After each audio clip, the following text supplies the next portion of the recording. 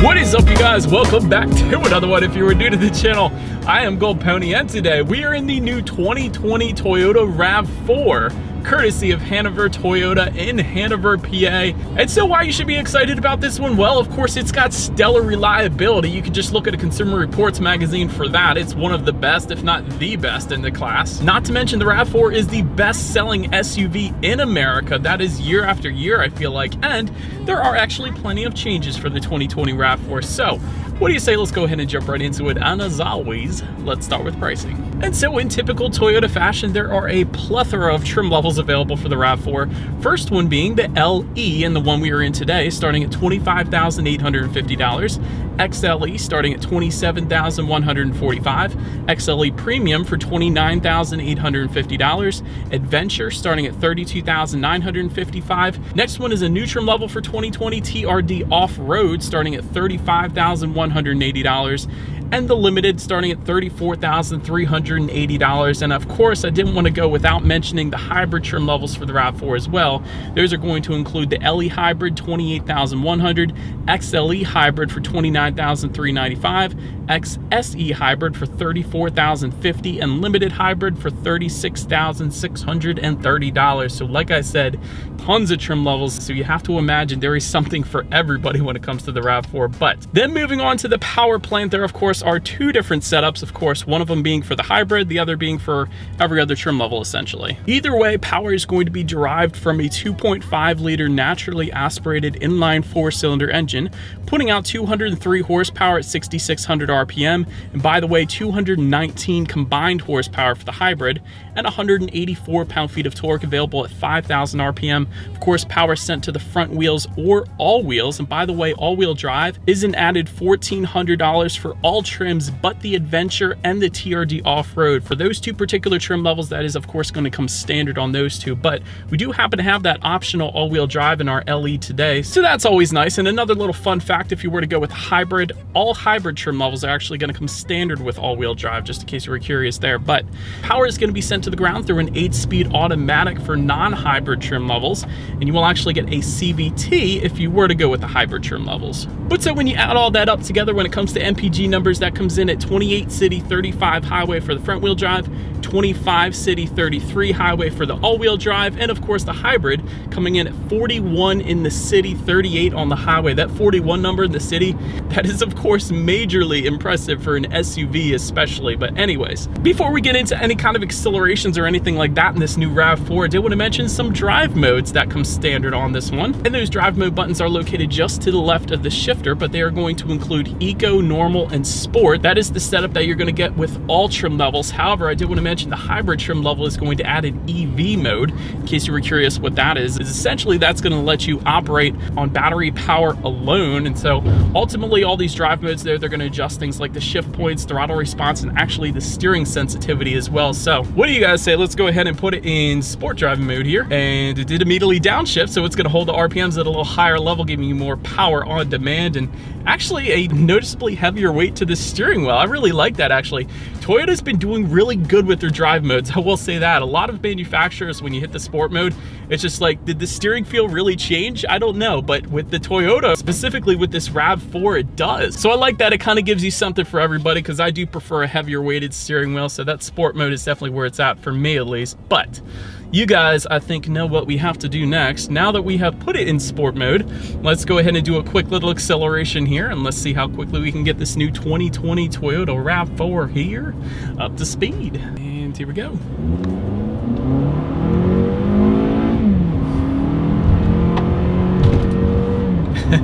It's all right. Certainly no issues with merging onto the highway. Not the most power you're ever gonna feel, but yeah, it's okay. It certainly will do the trick for the RAV4, we'll just leave it at that. But so then to go along with that acceleration, as always, braking is equally important. And so up front, you will find 12-inch ventilated front discs. In the back, 11.1-inch ventilated rear discs. And as far as the braking feel goes, it's been absolutely excellent today. So certainly no issues with bringing the RAV4 to a stop there. Touching on suspension and handling a little bit, you're gonna get a McPherson strut front suspension with the stabilizer bar.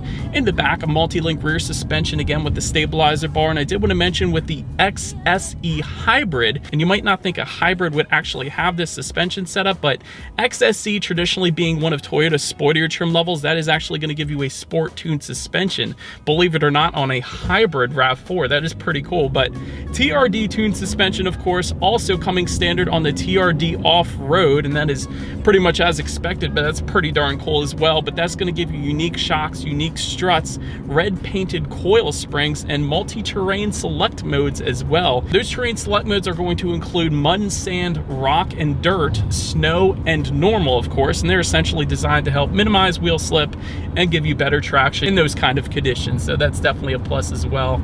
But putting all of that off-road stuff aside, as far as ride quality goes, it's been perfectly fine for me. Certainly no issues there, soaking up Pennsylvania's road imperfections quite nicely.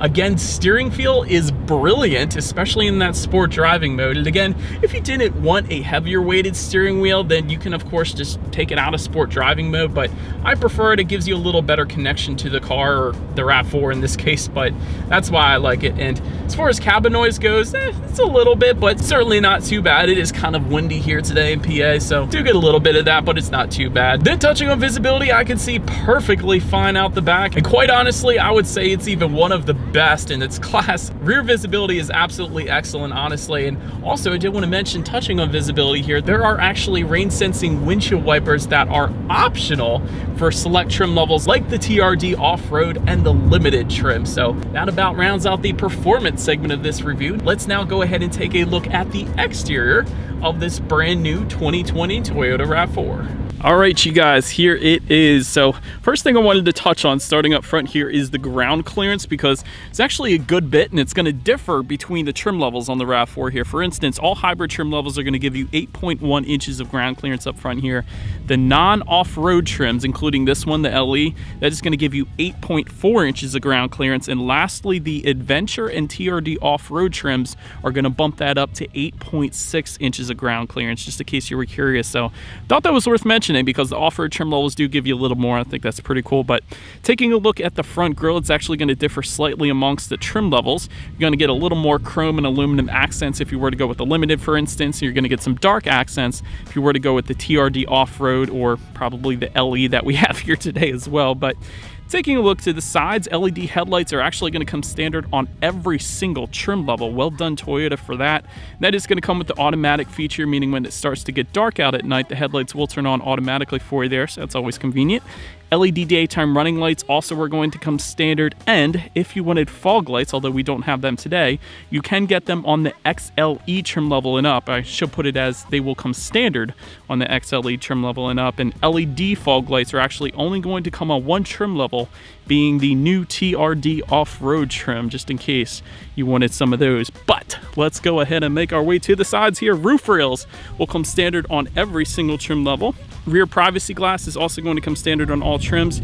Did want to mention there is a two-tone color scheme that is available if you wanted to go that route as well. Let's take a look at the mirrors here real quick. Body colored power adjustable side mirrors will come standard here. That is of course what you were looking at right now, and they will be heated with integrated turn signals, as you guys are looking at right here on our LE trim level as well, so that's always nice. But zooming out and taking a look down at our wheel setup here, 17-inch steel wheels with covers you can find on the LE trim level. That of course is what you're looking at right now. 17-inch 5-spoke alloy wheels will come with the XLE, and also most hybrid trim levels, with the exception of the XSE, is actually going to give you 18-inch alloy wheels. But continuing on, 19-inch alloy wheels for the XLE Premium, Adventure, and Limited, and you are going to get 18-inch flow-formed alloy wheels for the TRD off-road trim level, so that is pretty cool too. But let's go ahead and make our way to the back now. I did want to first start by mentioning that shark fin antenna sitting up top between the roof rails there.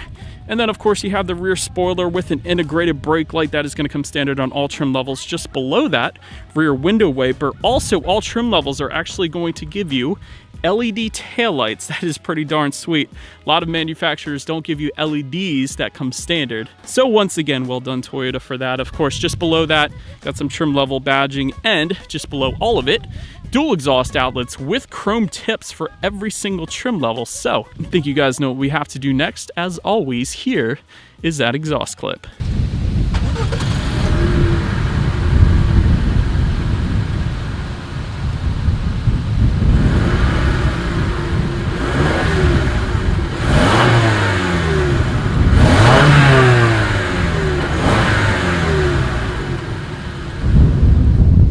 so now since we are around back, you guys, when it comes to opening that rear lift gate, of course, with the LE trim level, you simply just lift up underneath. That is pretty standard for the bottom trim level. But if you did want a power lift gate, simply go with the XLE premium trim level and up. So that is going to be there for you if you wanted it. Once opened up, cargo capacity is going to come in at 37.5 cubic feet.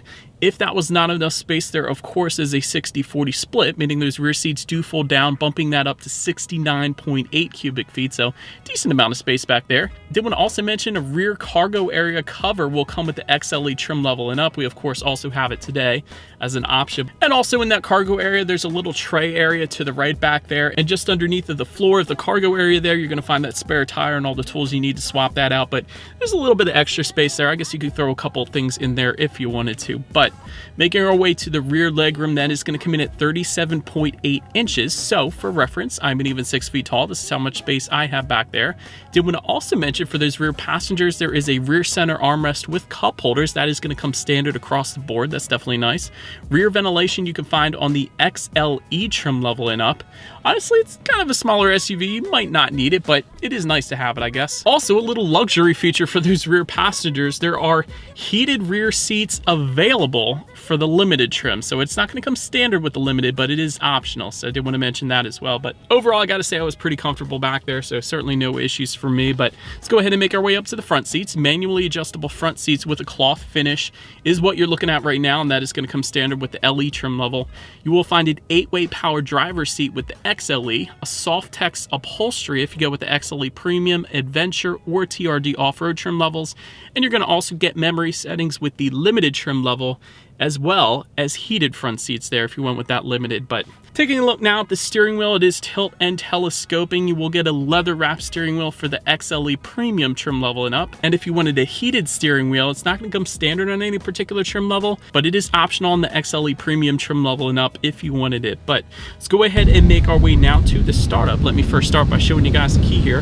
You do have your Toyota logo on the one side, and you got lock and unlock on the other side. Pretty basic key, and it is a switchblade key, so to speak, for the LE trim level, at least that we have here today. But if you did want to push button start, you actually can get it on the XLE Premium trim level and up. I feel like the XLE Premium is really where all the features start to jump in, to be quite honest. But once started up, tachometer is on your left, speedometer is on your right, and there is a small digital display front and center which can be controlled by using the steering wheel mounted controls on the left side there. That's going to give you things like how many miles you have left until you'd hit empty. There's a digital speedometer. There's your average miles per gallon at any given time. One of the coolest things on that digital display though is the speed limit recognition technology that comes standard on all trims, and I'll get more into the safety later. But during my short test drive today, there has been a small speed limit sign located in the upper left hand corner constantly telling me the speed limit of any given road so I don't get pulled over in this test drive. So that is absolutely wonderful. I think all cars should have that, specifically my Mustang, but that's besides the point. But I do love that every single trim, even the LE, is going to get that on the RAV4. So well done Toyota for that. And of course you could check out the rest of your safety settings up there, radio settings, and a couple other things there as well. But making our way to overall interior quality, power moonroof is going to come with the XLE Premium trim level and up. Home link controls are going to come with the limited trim level.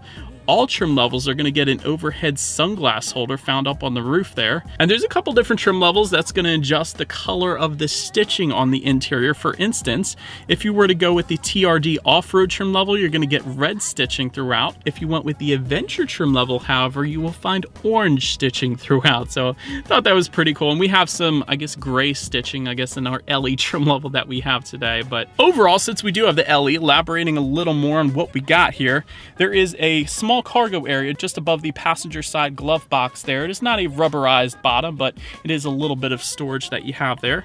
Just in front of the shifter, you got a little more storage space, as well as a 12-volt power outlet and a USB charging port. Just behind that, there's the electronic parking brake, as well as all of your drive modes. That's pretty cool too. Just behind that, you have a couple cup holders, and then when it comes to the center armrest, there of course is some storage within that as well. But overall in our LE trim level today, it's a pretty basic finish. So for the price, for the reliability that you're getting, and for the best-selling SUV in America, it's certainly not all that bad for me. But let's go ahead now and take a look at the tech display. This is again going to differ amongst the trim levels. 7-inch color touchscreen display you will find with the LE, XLE, and XLE premium trim levels. That of course is what you're looking at right now. However, if you were to bump up to the Adventure trim level or any trims above that, you are going to get an 8-inch color touchscreen display. But the cool thing about 2020, and one of the major changes for most Toyota models this year, is that either setup that you go with, you're going to of course get Bluetooth and audio streaming, but also Android Auto and Apple CarPlay. For the first time ever in the RAV4, you have both of those, Android Auto and Apple CarPlay, and so that's going to give you free navigation.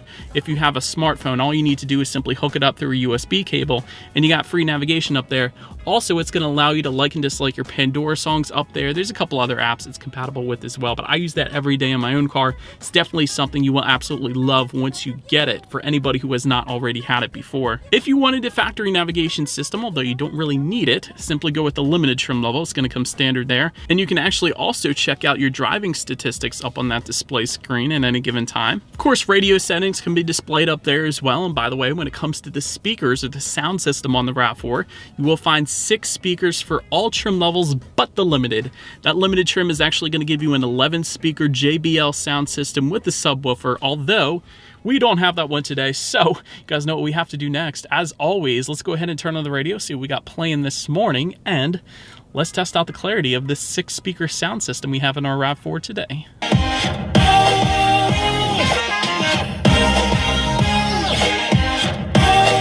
Quite honestly, for a 6-speaker sound system, it had a really good bit of bass. I was actually completely impressed with that.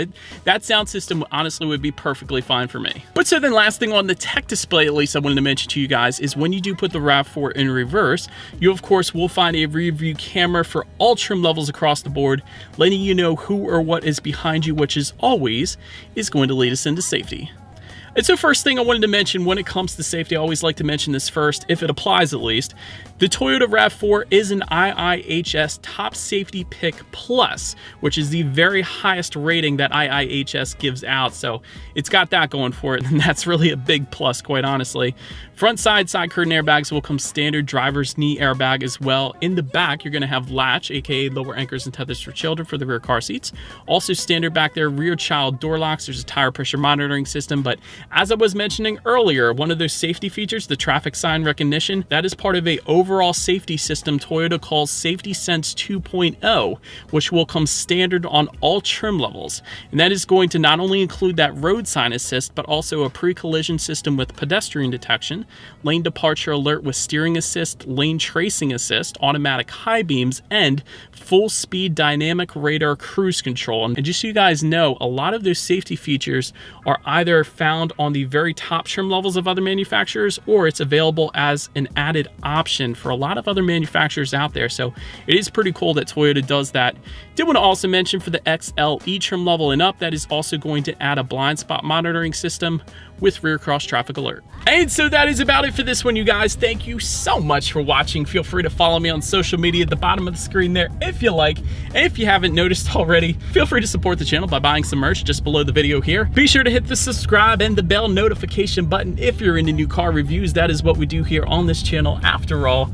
Do appreciate you guys watching more than you know, and I will see you guys all in the next video or review. Stay gold.